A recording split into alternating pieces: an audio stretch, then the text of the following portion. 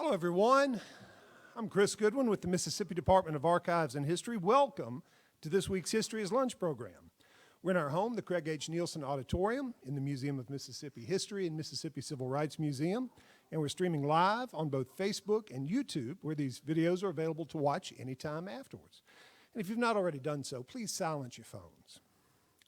We'll have the third annual Mississippi Makers Fest outside on the plaza here Saturday, May 11th, beginning at 10 a.m. with food trucks, arts, and crafts vendors, and live music that will begin at 4 p.m. and conclude with headliner Christone Kingfish Ingram. I hope that you will all join us for that fine free event. May is Preservation Month, and so I hope you'll come back next week for History's Lunch when we'll be joined by Jim Underwood, and he'll talk about Mississippi's oldest residential structure, the LaPointe Krebs House on the coast. Today, I am delighted to welcome back Rex Jones to screen his documentary, Steve Holland, Jesus Was a Democrat, which was produced by the University of Mississippi as part of its Center for the Study of Southern Culture's Southern Documentary Project. After that, we'll hear from Representative Holland himself in conversation with editorial cartoonist Marshall Ramsey. Rex Jones is an assistant professor of broadcast and digital journalism at Mississippi State University. He earned his BS in computer engineering from Mississippi State University and his MFA in science and natural history filmmaking from Montana State University. Jones received an award of merit from the Mississippi Historical Society for his short documentaries Jesus Was a Democrat and Libation and Legislation.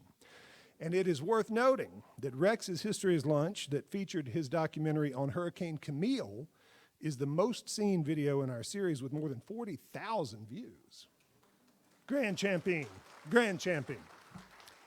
Steve Holland was the member of the Mississippi House of Representatives for District 16 from 1984 until 2020.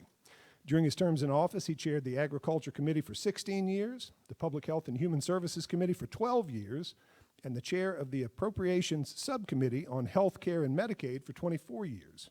Holland is president of Holland Funeral Directors in Tupelo and has farming interests in Lee and Monroe counties. Marshall Ramsey is the editor-at-large for Mississippi Today, a nationally syndicated editorial cartoonist. He was a finalist for the Pulitzer Prize in 2002 and 2006 and won a 2022 Southeastern Emmy.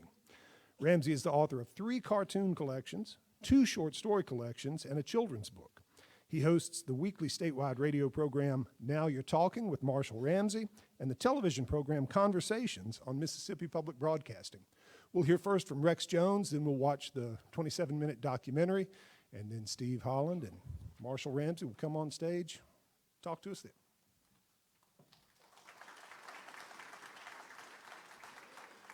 Well, thank you, Chris, and thank you all for coming. I appreciate y'all being here and not letting the title of the movie scare you away. My mother hates it, so I know there might be some conflicting opinions on that.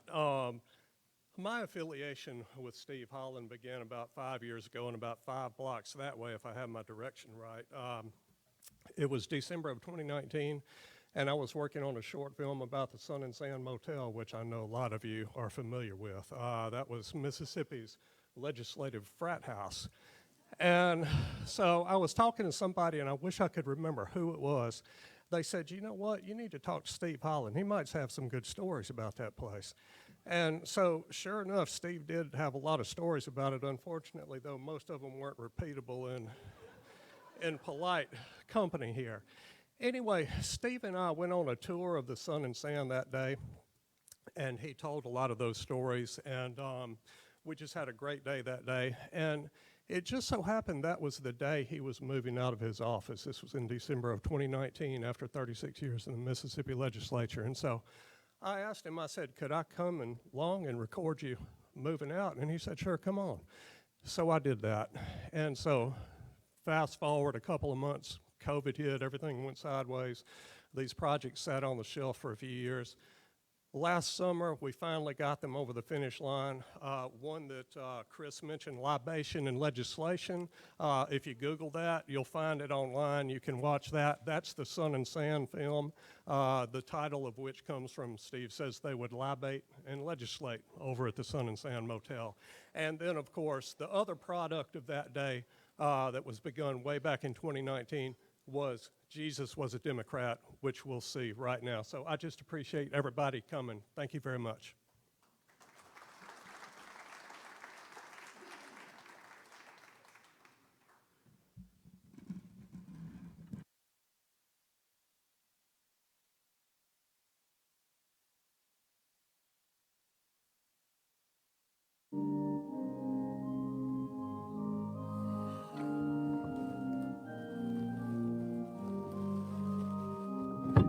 I'm not leaving here sad. I'm not sad today, but I am remembering how glad and how blessed I've been to be elected to 9 terms by the people of Lee County, Mississippi, to the Mississippi House of Representatives. And I think of all the wonderful progress that I've been able to be involved with in those 36 years and the people that I met along this wonderful pilgrimage. And I don't have any regrets. I'm not even sad about having to pack up because I've done it.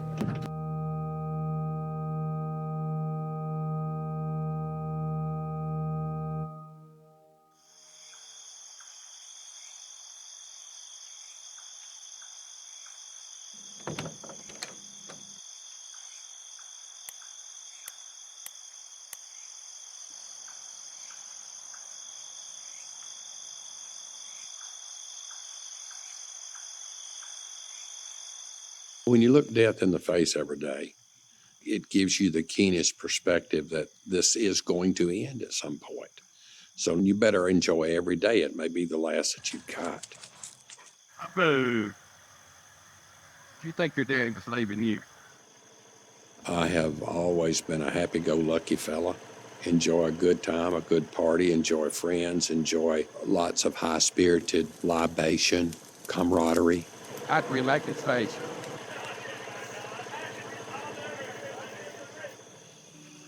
Sovereign grand architect of the universe, who created the CDJ and all the beings here in it and around it, who love it. We thank you for food that nourishes our body and makes our bellies full and expands our minds and even sometimes makes us want to marginally sin. And we thank you for fellowship among the saints and the sinners. In the name of the Father, Son, and the Holy Ghost, amen. Amen.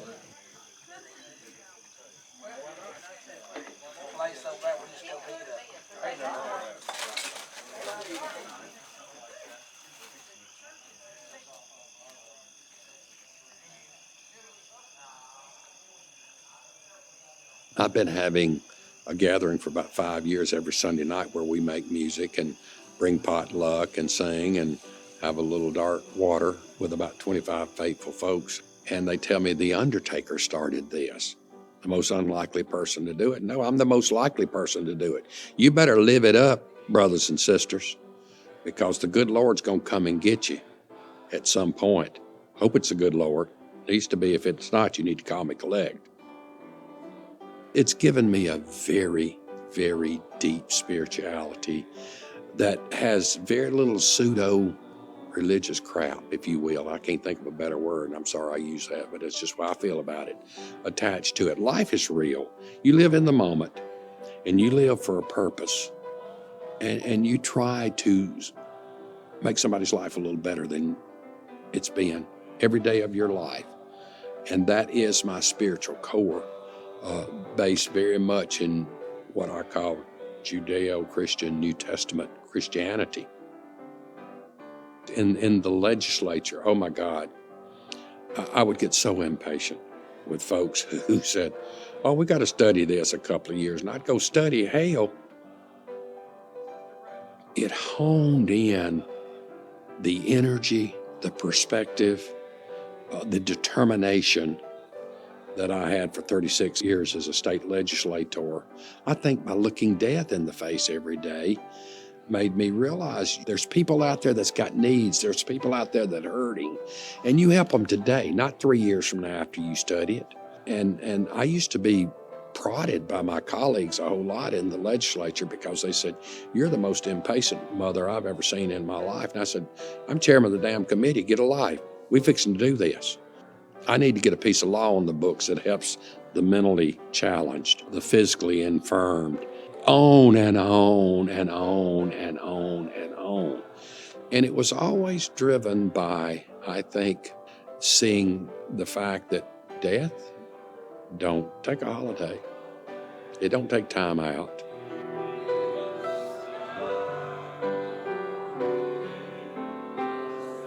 Ellen, clear your record. Yeah. Yeah. You do?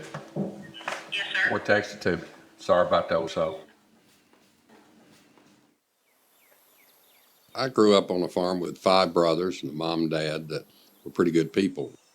Dad never did anything small. He always did things big, and he started farming in 1950. A small farmer and worked in town at that time, but in 1960 he bought the Sadie J farm. Wound up with 10,000 acres at his zenith. So all 5 of my brothers and I grew up feeding cows, slopping hogs before we went to catch the school bus to go to school. Mom made sure that we were healthy and that we were clean and that we were halfway decent in our voice and our decorum at school. And Dad just worked the ever-living hell out of us is what he did. And I thought at the time it was pretty rough, but in retrospect, over all these years, it absolutely was the most pristine upbringing anybody could have.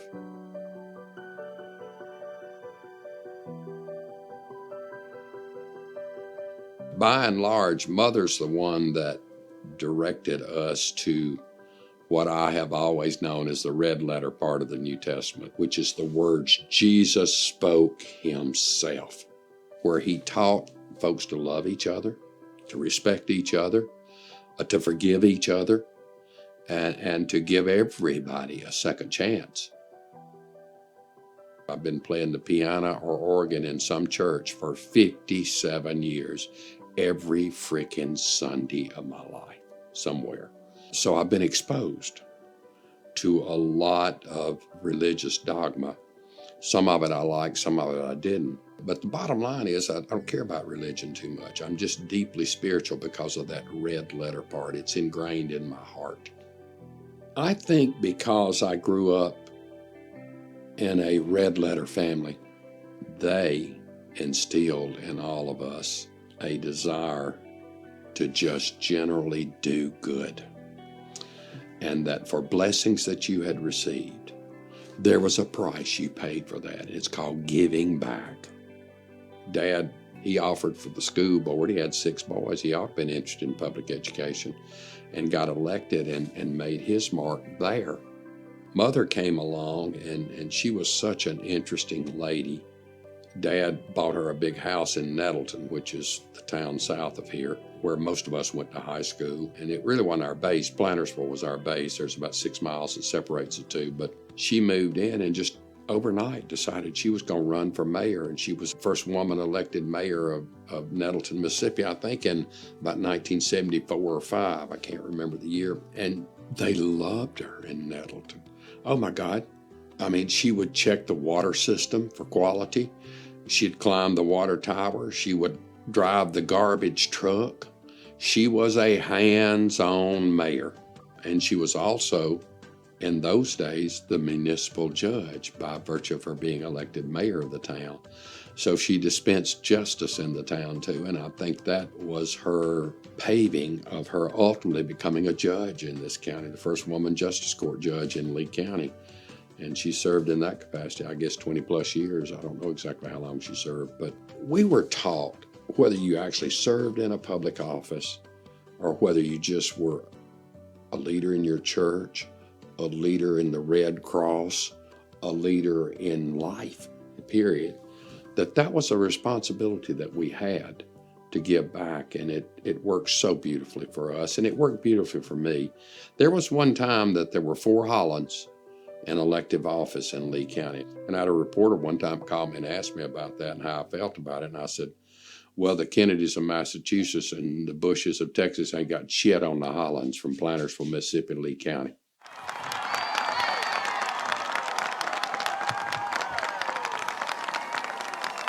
Thank you.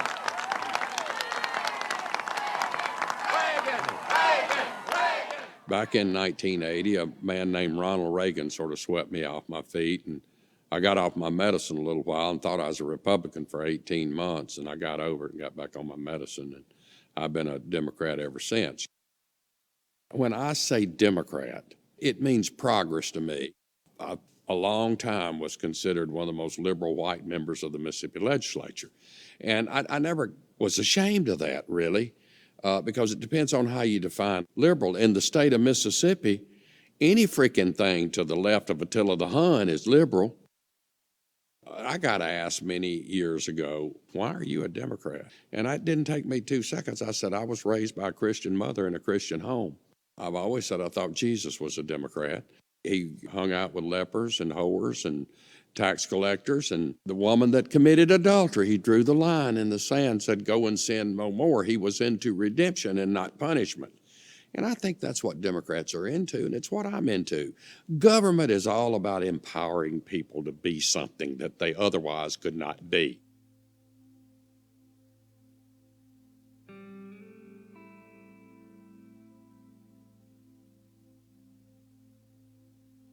As time moved on, I was realizing that 36 years my business had grown exponentially at home. My mother was in her mid to late 80s, and she was having to run the funeral home as well as still sit on the bench in Lee County as a judge. And I literally sought providential guidance on the thing, and I decided that it was best that I go ahead and just retire on my own volition. Without being vain, there was the largest outcry I have ever seen in my life from my people. Yes, you shall run again. And I was saying, no, I don't even want to run again. And they said, you got to run. You're the voice. You're the one voice that we've got left now down there that is at least aligned somewhat with what we need, whether it's politically popular or not, and you're not so bashful that you won't espouse it every second that you're down there. So we got to have your voice. And I let them convince me. And then the other thing that happened was reapportionment. And by this time, I guess I had excoriated my Republican brothers and sisters to such a point that they said, screw him. And I went from about, I don't remember, maybe high 40s African-American district to 60s. They used a tactic that's commonly known as gerrymandering, where they put my residents in Plantersville in territory that I never run in that was almost supermajority African-American, black voting age population. People that I'd always identified with and people that I loved and people that I was very fair with. But let's face political reality. If given a chance, black people will vote for black people, and the reverse is true of white people. You know, I feel okay. I've had 36 wonderful years of public service in the House of Representatives, and Representative Steve Holland says the state has vastly changed in his time. well, it's not even anywhere close to the same thing. When I entered 36 years ago, an issue was an issue. It didn't matter about party. Now, admittedly, we were all Democrats back then. But we took an issue and we seized that issue. And With politics out of the picture, Holland says that he isn't done trying to make an impact on Lee County and shared in this letter earlier today, sharing his love for the people in the area. I've got a life outside the legislature, and Steve's going to be fine. I just don't know about the poor little people. I hope they'll be fine. That's who I've always taken care of and who I've always worried about.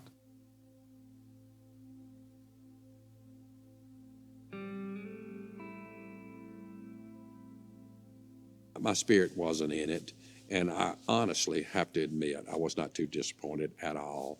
And I have spent very little time in Jackson since then, very little time, because I'm a part of history now.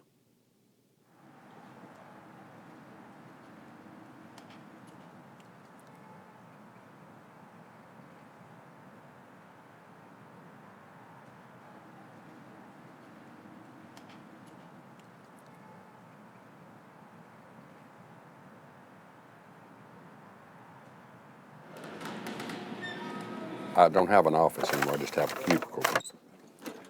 Looky here, elixir for the legislative process. Hey, I'm still on the payroll, I can sign a voucher, can't I? Damn, I'm going to sign one, Tammy. Till 31st. Praise God.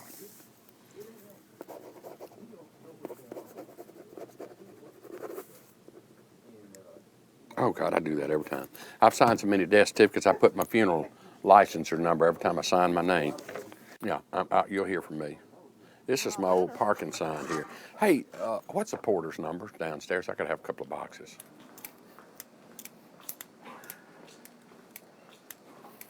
You know, I just feel like this is the right thing that should be happening. That's sort of strange. I mean, I knew it had to end sooner or later, and I've been trying to end it on my own. I couldn't do it, so the people ended it for me. But it's all good. I ain't pissed off at a damn soul that I know of.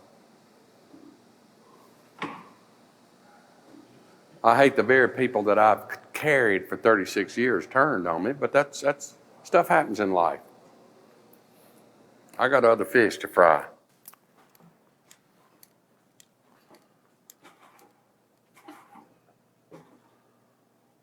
Hey, Rev. Pretty good.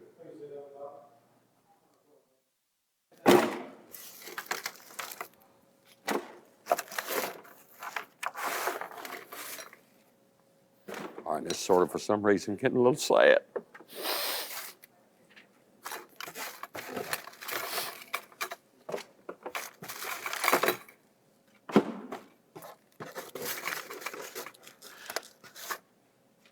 I miss Billy McCoy. We sat together 28 years. He sat right here.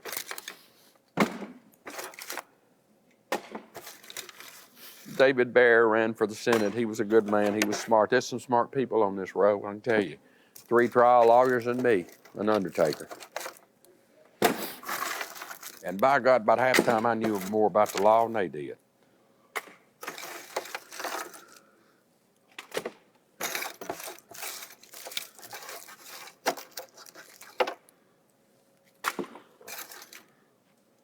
And let me tell you what's a tradition here. I'm about to get this cleaned out, I think.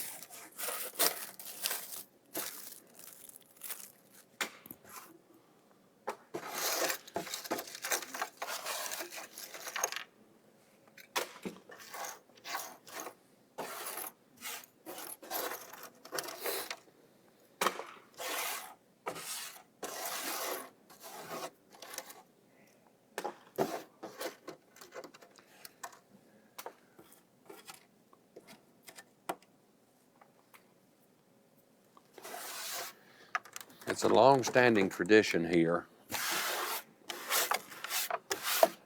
that each member signs their desk every 4 years. 1, 2, 3, 4, 5, 6, 7, 8, 9. I'm fixing to sign the last time. Let's see if I can find a pen in here.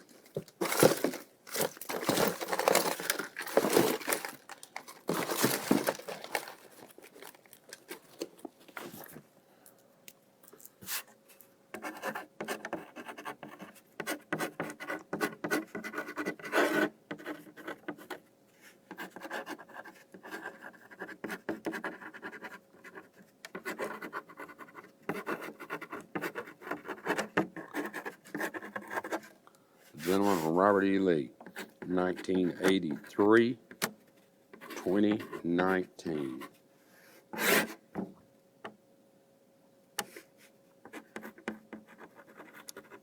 Farewell, my brothers and sisters.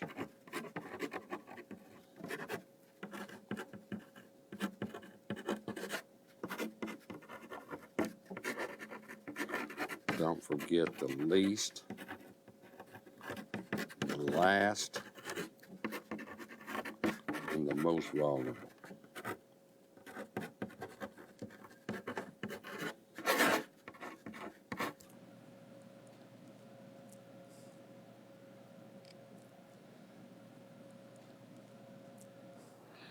Well, so long, farewell.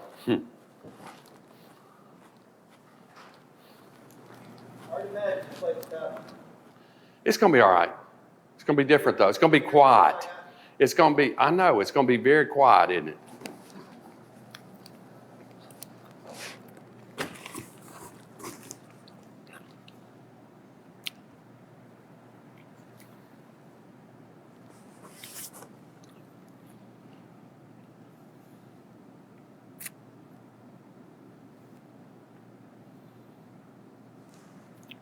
Boy, I've stood there 1,000 times.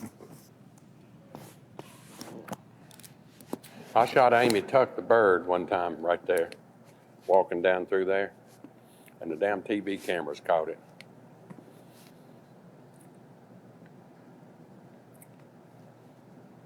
I started about 10 years ago not doing this elevator. I do the stairs. It helped me keep my weight down.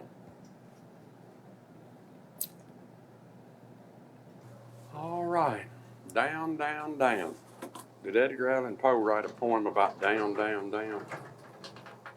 I made things happen in every committee that I chaired and every committee that I sat on for 36 years. And how can anybody be sad after that? I'm tired. I'm a middle-aged man now, actually maybe upper middle-aged man. And it's time for me to retire. And so I'm going to spend the next, few years of my life I've got left reflecting on that and reliving with the people and the friends that I met some of those experiences, continuing to be involved, maybe in a smaller world than the capital, but still involved in my community, making a difference for people that need help. That's what I'm about. That's what I'll always be about. And when they put my fat ass in the crematory at Holland Funeral Home, somebody can say, well done, good and faithful servant. Taking it all out in the box. Not the first time I've taken something out in the box. That's the reason saying goodbye don't bother me too much. I specialize in saying goodbyes. It's been a good run, it's been a good ride, and I'm ready to go home. Be a Southern undertaker.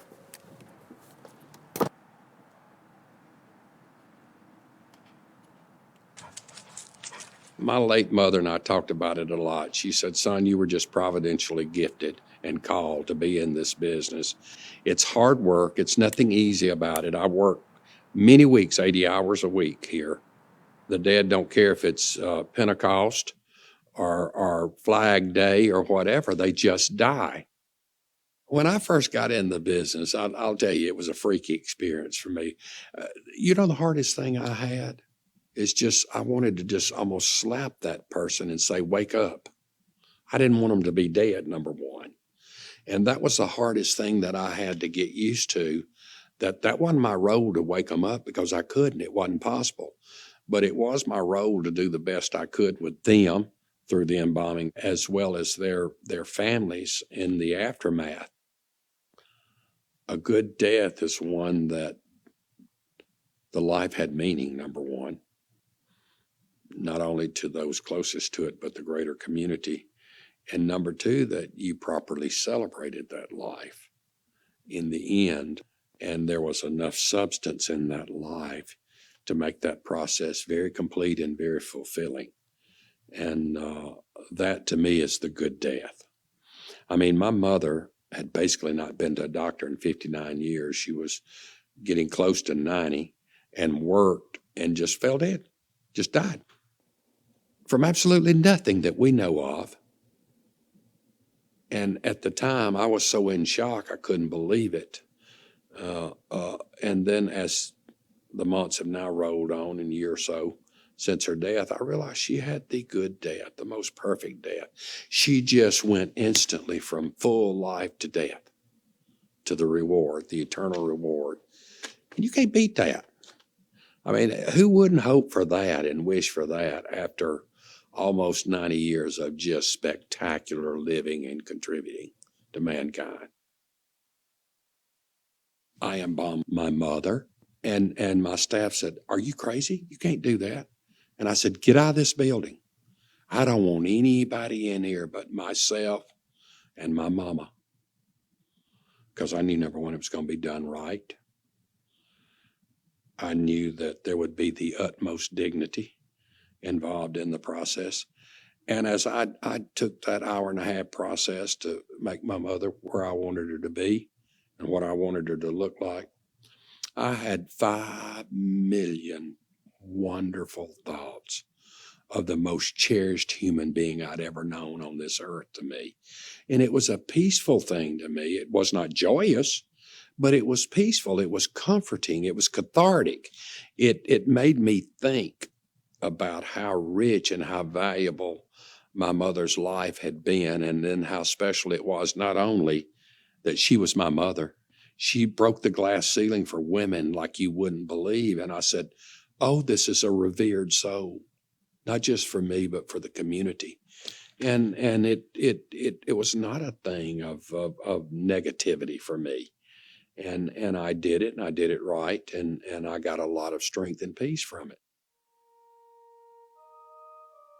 Now, can you imagine in 49 years how many sermons I've heard on heaven? Oh my gosh. A blender the size of a concrete mixer couldn't mix them all up. And I've heard everything from mansions and cities four square, and all that's fine, good with me. I don't judge any of that.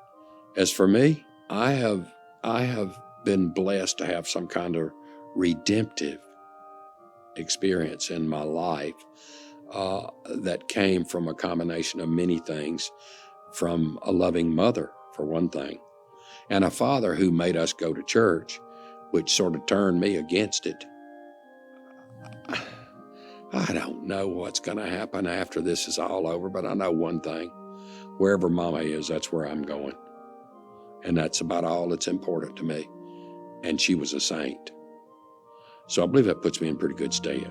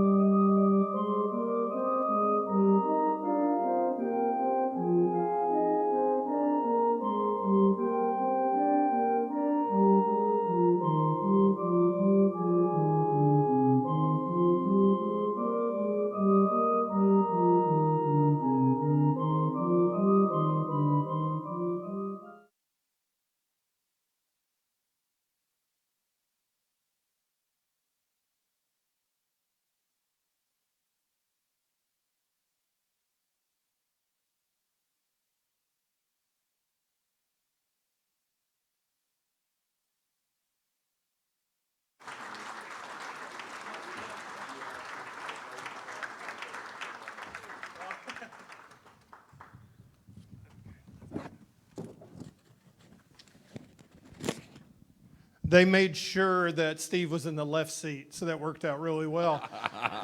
All right, so I'm going to open up my script for this next 15 minutes or so. Number one, hi.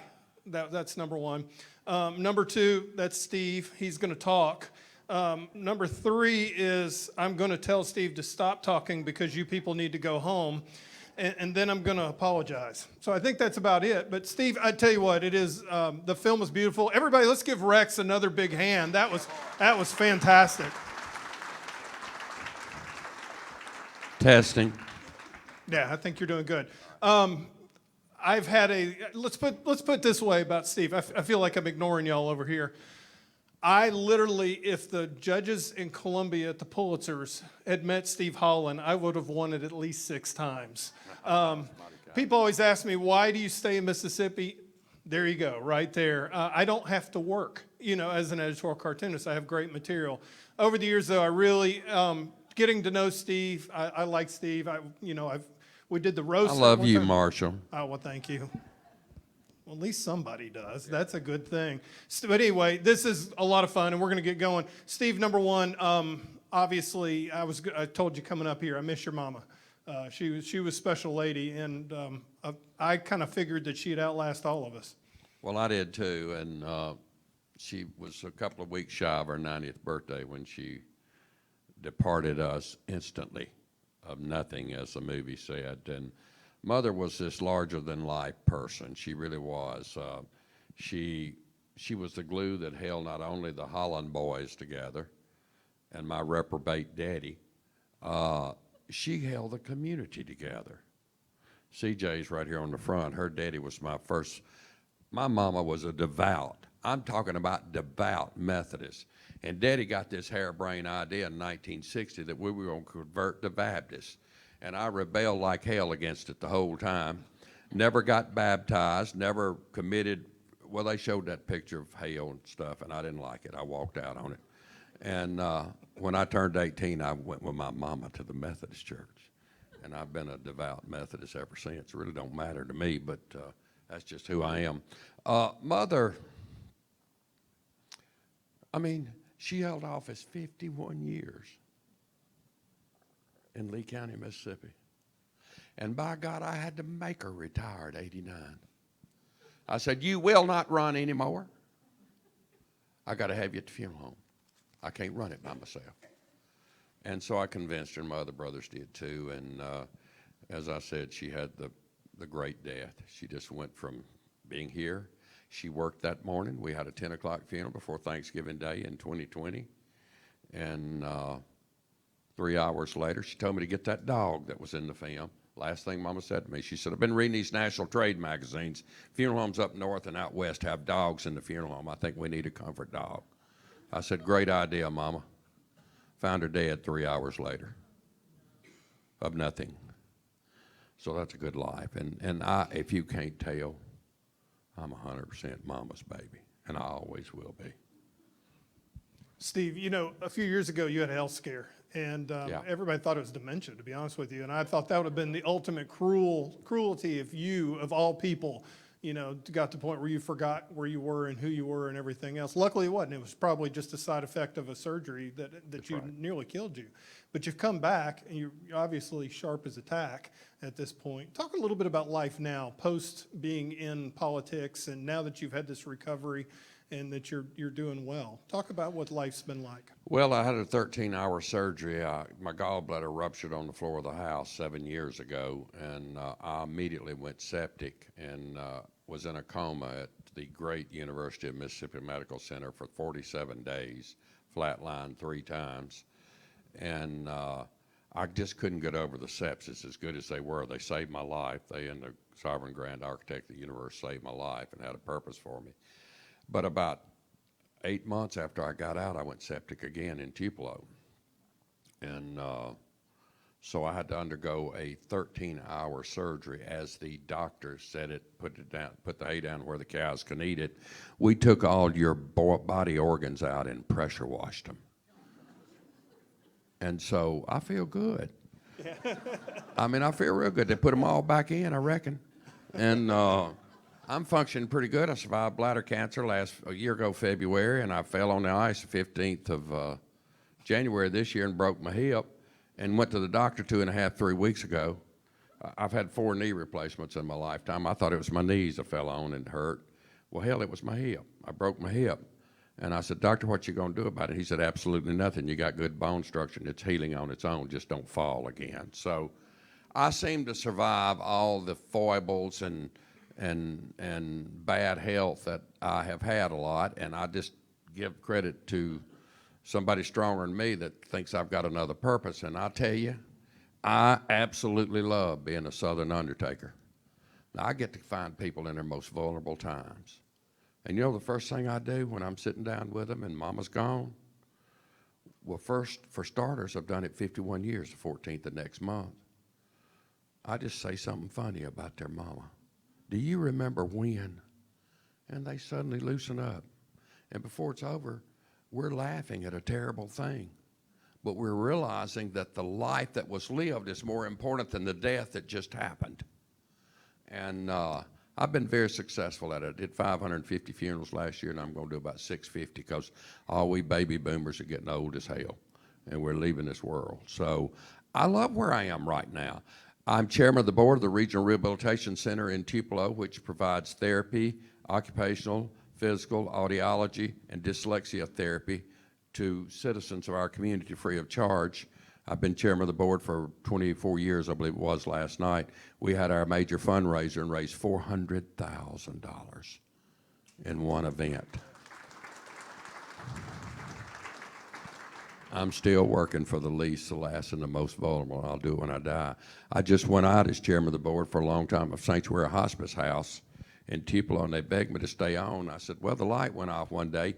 It don't look too damn good that the local undertaker's chairman of the board of a hospice house, and I decided to give that up, but I'm still on the board, and that's a great ministry too. So I have plenty to do. I've been on the board of Tom Bigby Electric Power Association, our co-op, for 30 years.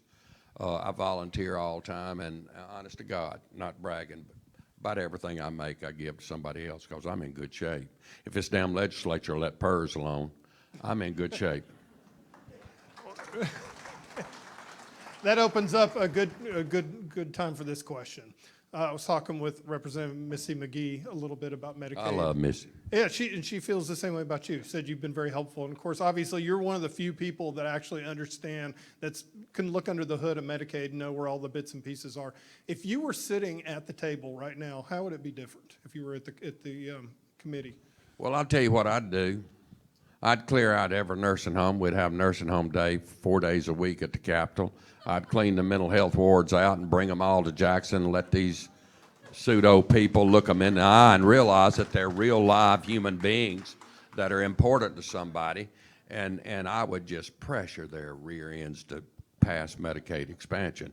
I chaired that committee 24 years. Rims and Judy Barber's here somewhere, and they were on my kitchen cabinet for a long time. I didn't have the pharmaceutical companies on my cabinet. I had real people who represented real people. And Medicaid is an insurance program. It's not a social program. Now, I don't want to get too deep on this, but the federal government, 49 other states, pay 75% of our medical bill in the unhealthiest, poorest state in the nation. Who is brave enough to raise your hand and say that's not a good deal? It's not a social program. It allows our people health, and it allows our people a quality of life. And so I started chairing the committee because nobody wanted to fool with it. Well, I got into it, and I stayed into it to the bitter end.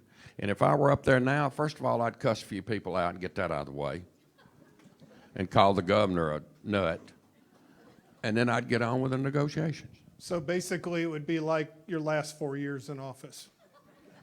Well, Being a backbencher wasn't a lot of fun for you. It You did wasn't not fun at enjoy it. all. I Yeah. had to throw my Molotov cocktails on the floor of the House with this thing in hand. Yeah, I But, thought Philip Gunn was going to, Philip Gunn hated my guts. Okay, thank you And for then he- getting that out there. Yeah, and then he asked me to do the keynote at his retirement. And I said, well, by God, it ain't going to be pretty. I'm going to tell the truth about your sorry ass. And I like Philip personally. He's my dear friend. But he did not believe like I believed. And he did everything to torture me every day of my life the last 4 years. And guess what? I knew the rules better than he did. So guess what I did? I flipped through that rule book. He tried to throw me out of the chamber one time because I went against and gave this great speech. You wrote a cartoon about that, did a cartoon. And he said, Sergeant at Arms, come haul the gentleman from Lee County out of the chamber. And I just stood up. I said, Mr. Speaker, the Sergeant at Arms nor you sent me to this legislature. The people of Lee County did. And when they get tired of me or don't want me anymore, they'll take me home. And that's the law and the democracy that live in. So I'm not going anywhere, by God. Just do what you got to do. So they redistricted you. So they put me in a 67.8% African-American district. And I love my brothers and sisters of all stripes and all colors. Anybody that watched me, hey, Donna, thanks for the little Alexa you brought me to, by the way, wherever you are out there. I can't see y'all hardly. But, I don't know. My mother was the sweetest woman on the face of the earth, but you better not cross her. You better not cross her in her court. Now, I never saw my mama practice being a judge, and that's one of the great regrets of my life because she told me early on when she got elected judge, she said, son, here's the deal. You mind the state down there in the Capitol, and I'll mind the courthouse here in Lee County. I don't need your dang advice. And I never went to her court. She never preyed upon me about one issue, and I never asked her for a favor. I had a guy call me right after she got elected judge. He said, oh, I'm in so much trouble. Could you prevail on your mother? I said, absolutely not. I cannot prevail on my mother. My mother's a smart woman. Well, I'm afraid I'm going to be found guilty. I said, hell, if you're guilty, you're guilty. But thank God that you're going to appear before Judge Sadie Holland. Because you got to make her. You got to convince her that you're guilty. Otherwise, she's going to give you second, third, and fourth chance. And he got off. I never called her. I never called my mother about anybody. Never. Not one time. Steve, as we wrap up, we're going to open up the floor for questions for y'all because I know you've got better questions than I do. In your time that you served, you saw a lot of history change. I was thinking about you because you started about 10 years before I got here even, and I think how much stuff I've seen change in the 28 years I've been here. Talk about some of the giants that you've gotten to work with. You mentioned Billy McCoy, and I think about Billy every time I drive on a 4-lane in this state, and I thank God for that. Yeah. But talk about some of the giants that you were able to work with. Well, it was real interesting. Billy came here 4 years before me. Billy McCoy from Prentice County was Speaker of the House for 8 years. I ran against him for the job. And guess who won? Billy. Guess what his first move was? Come on, join the team, brother. You're an integral part of my life. That's the way things ought to work. Why can't we work them like that today? But I learned under people like Jim Simpson and Sonny Meredith and even Buddy, what was that guy's name from Indianola? Who? Buddy Newman. My nemesis, Buddy Newman. I was part of that crowd that kicked him out of office. And that was one of the happiest days of my legislative life, to walk in and say, we got 76 votes against you. Would you like to resign with dignity, or are we going to vote your ass out? So he left. He resigned. And I don't know. I worked with good people who had strong backgrounds. Now, we changed the whole dichotomy of the legislature in that class of 83. John Grisham was in that class. There were 59 of us. So half the legislature was washed out in one election. And we went in fighting. I was 26, 7 years old, I think, then. And I had a purpose. I'd worked in Washington, D.C. for 3 years for the late, great Congressman Jamie Whitten, who still holds the record of public service in the United States Congress, 53 years, 3 months, and 21 days. And I didn't learn everything, but I sure got a lot of exposure working for the congressman, who was chairman of the Appropriations Committee, by the way. So I came in and I had these role models that really we had just thrown out. Those people got the crap chairmanships, and we got the good ones because we won. The victor gets the spoils, in this world. So we changed the face of Mississippi politics, yet we did it with a new, vibrant group of people, but I did not forget the lessons of those that had been before me. History, Katie, I love history, you know that. I don't know, we just made it happen. We had a pretty good, all of us pretty much had a college education. All of us were pretty fearless. We'd beat an opponent to get here. We had beat the system to get here, and we just turned it in high gear and rolled. And it was an era of good feeling. That's what it was. Well, speaking of Grisham, I look forward to your book. And now we're going to open up the floor to questions. Yeah, anybody has a question, you can raise your hand and we'll bring the microphone to you. This guy right back there. Yep. Got one. Thanks. Of your 36 years in the legislature, what are you most proud of? Well, I get asked that question a lot, and it's not one thing. You can think about the major things. Marshall mentioned it. Boy, was it wonderful for the people of Northeast Mississippi to ride on a 4-lane road. That was novel, because we didn't have any 4-lane roads, none, zero, zilch. All of them were 2-lane roads. And that not only opened the state up to commerce, but it provided a level of safety for our people to get from Tupelo to Memphis, Tupelo to Birmingham, sort of Tupelo to Jackson. You got to be going to Jackson from Tupelo to get here. But that was a big thing. But you know what? I'm still cleaning out boxes. That box y'all saw in the picture still in the warehouse in my funeral home. I'm going to get to it someday. I've given all my papers to the Holland Archives at Mississippi State, and they're teaching students out of it, and I'm very proud of that. But my first bill I ever introduced was called the Mississippi Newborn Screening Act of 1984. And what it did, you remember that? What it did, we were screening for 4 problems for newborns. We screen for 50 now in the state of Mississippi, and it has prevented so much illness in our newborns that it's unbelievable. And as a freshman legislator, the National Council of State Legislatures haul me all over the country selling that story. Why don't you do this? It's better to pay up front just a piece than to pay up the whole life to keep a child in an institution, which is inhumane anyway, in my opinion. That's not a big thing. I did win the Thomas Jefferson Award for that, which is the highest honor the March of Dimes in America gives any citizen. And I was very proud of that. I still got that little bust of Thomas Jefferson in my home. But oh my Lord, the things we did in Medicaid, the waivers, assisted living. I mean, Medicaid was my baby when you boil it right down.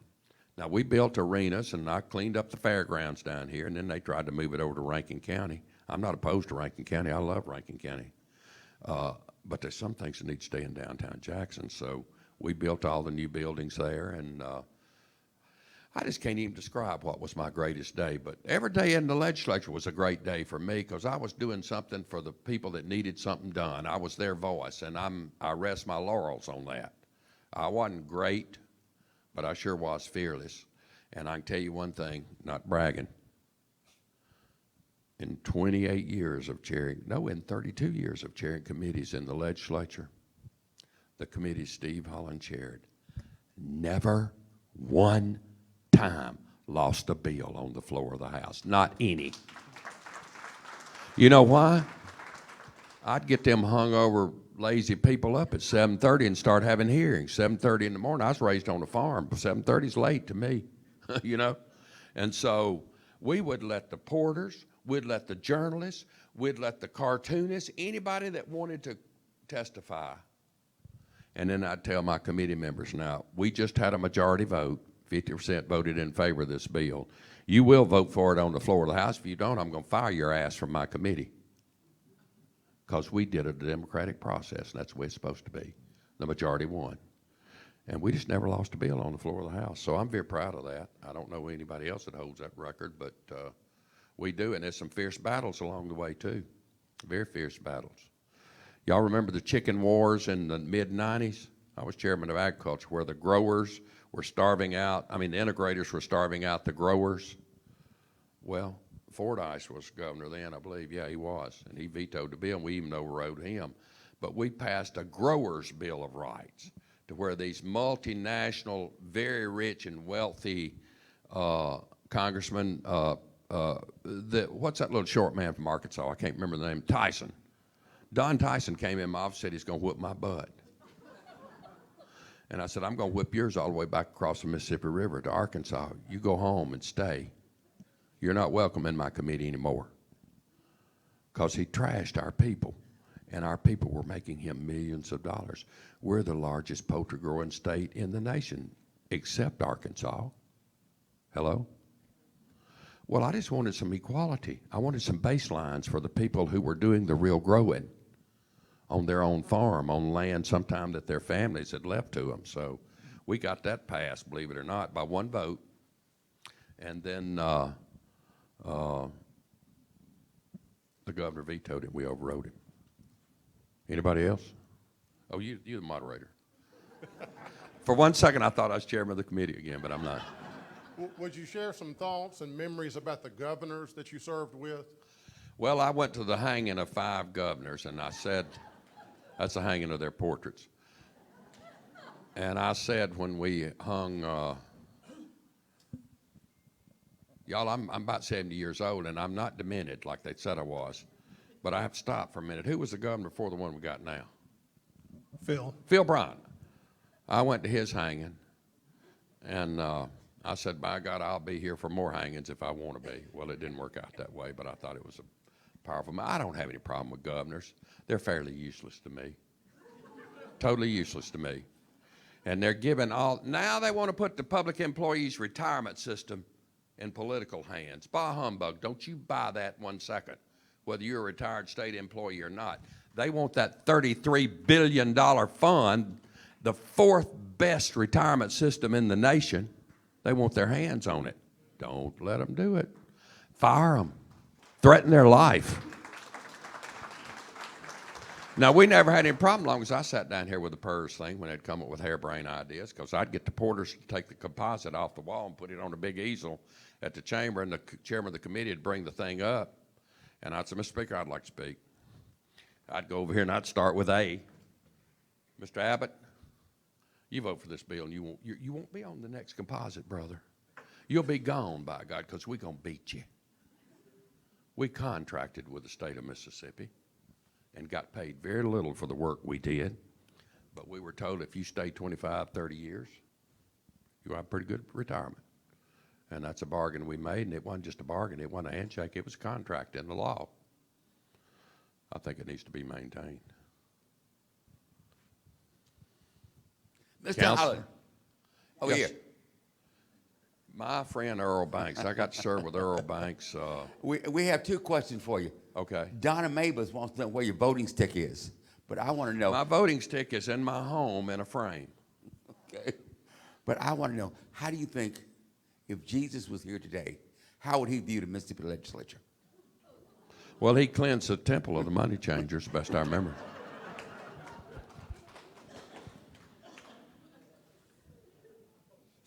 Yes, ma'am. Colonel, is that you? Yes, sir. Lord, I love that woman. I love you too, Holland. Thank you, baby. So, do you ever do the, Monday morning Sunday morning quarterback, whatever, and think about your last term under the Democratic leadership? Is there anything, when you were in those 4 years as chairman, that you wish you would have maybe done differently? Honestly, Colonel worked for the Board of Health, and she was so effective, I named her Colonel, and it stuck. I do very little reflecting back because it's in the books. It's a matter of record. I think I said in that documentary when Rex was filming me, and that was just a perchance thing. I just happened to be down here, and he caught me that day. I don't look back much. Now, I will tell you, I got real interested this year in the Medicaid expansion thing because Chairman Missy McGee called me at the start of the session. She said, if you don't do anything else, I want you to pray for me because I plan on getting this done this year. And it just swelled my heart that somebody that had real interest had come in and decided she wanted to do something. He wanted to do something. Now, I don't know if they're going to make it or not. I don't listen. Can I tell y'all something? 5 years ago, I left the legislature. I occasionally will turn on, I always turn on CBS Sunday morning because that's a good documentary program. I love it. I don't even watch the news anymore. I made news for 36 years, and I closed that chapter, and I'm just a citizen now, and I'm trying to live under the laws that I passed and the laws these Peckerwoods are passing. But I don't think I won't get stirred up every now and then and write a letter to the editor, because I do. Did that answer your question, Colonel? You were so much fun. You'll always be in my Hall of Fame. Lord, have mercy. Did y'all check credentials when y'all opened the door? Representative Holland, or former representative, if that's a better way to put it. I know you. Just Holland. Most folks call me Holland. Okay, well, Holland, I know you said in the movie that you're not bashful, and I know you've never shied away from taking a stand. And so I wanted you to comment on classic Marxist theory, and to use Groucho's words, would you be a member of a club that would have you? Boy, that's a potent question, isn't it? Probably not. Look forward to seeing you in Tupelo here shortly.